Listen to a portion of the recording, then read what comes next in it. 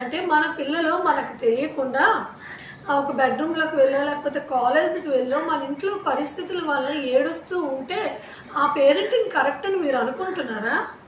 నాకు తెలియక అడుగుతాను. సరే, ఆ పేరెంటింగ్ కరెక్టే అని అనుకుంటే మరి మన పిల్లలు ఏడవటం కరెక్ట్ అంటారా? అది మన వలన.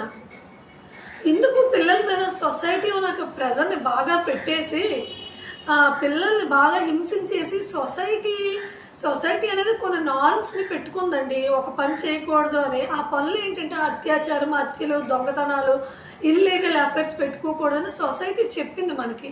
అంతేకాని అంతకు మించి ఇంకింతకు మించి దరిద్రమైన పనులు ఏముంటాయి? ఎందుకు పిల్లల మీద సొసైటీ అని ఒక ప్రెజర్ని పెట్టేసి వాళ్ళని తర్వాత ఏం జరుగుద్దా అని ఒక ట్రాన్స్లోకి పిల్లల్ని తీసుకుని వెళ్ళిపోయి వాళ్ళు ఏదైతే చెప్పాలి అనుకుంటున్నారో దాన్ని మనం ఆపించేసి వాళ్ళు కురుములిపోయేలా చేసి